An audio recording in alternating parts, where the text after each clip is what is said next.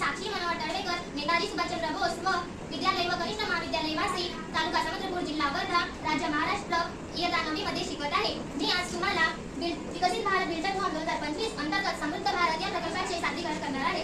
मी समृद्धी नेताजी सुभाषचंद्र बोस विद्यालय व कनिष्ठ महाविद्यालय वासी, तहसील समुद्रपूर, जिल्हा वर्धा, वर्ग 9, राज्य महाराष्ट्र।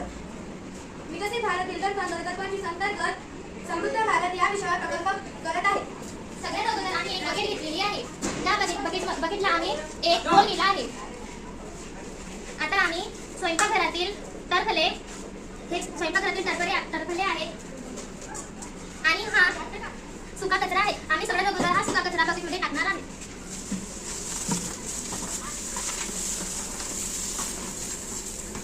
त्यानंतर आम्ही त्यामध्ये माती टाकणार आहे। त्यानंतर हा ओला कचरा आहे। हा त्यात टाकायचा आणि त्यानंतर हा सुद्धा ओला कचरा बकेटमध्ये टाकून द्यायचा। आणखी माती मिक्स करायची। नंतर हे स्वयंपाकघरातील टरफले टाकून दिली आहेत। त्यानंतर पुन्हा यात माती मिक्स केली आणि पूजेसाठी लागणारे फुले मला निर्माण कर टाकलेले आहे। त्यानंतर आणखी माती मिक्स करून टाकलेली आहे। त्यानंतर आम्ही यात पाण्याची फवारणी करत आहे। आता आम्ही यात छान मिक्स करून घेणार आहे आणि आम्ही हा एक डब्बा खाली ठेवलेला आहे, त्यामुळे यात मिक्स झालेले पाणी वगैरे सगळं या डब्याच्या खाली सांडणार। यात थोडी वांगी पाणी टाकणार।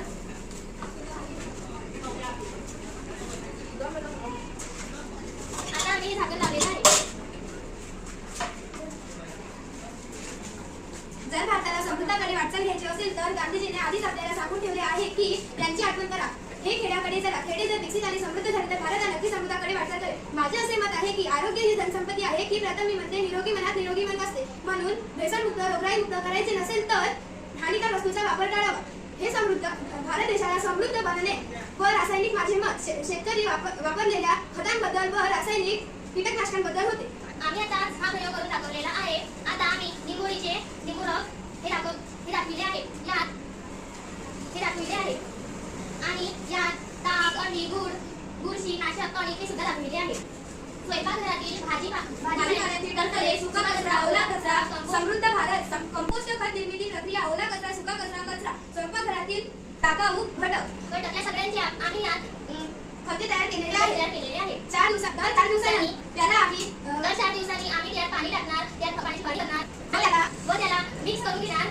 परसबागेतील झाडांना आम्ही हे खत देणार। आम्ही हे खत आमच्या शाळेसाठी उपयुक्त होण्यासाठी तयार केलेले आहे।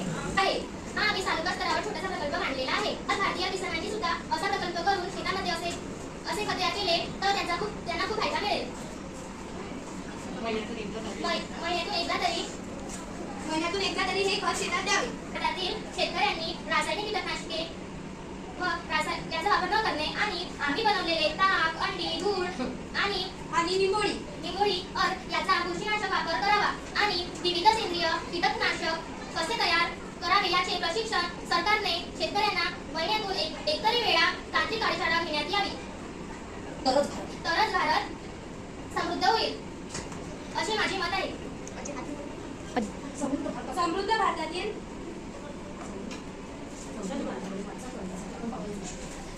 समृद्ध भारताकडे पावले उचलण्यासाठी आपण वाटचाल करू शकतो। आपण जर ह्या सगळ्या गोष्टी केल्या तर समृद्ध भारत होईल व विकसित भारत बिल्डर 2025 समृद्ध भारत होईल।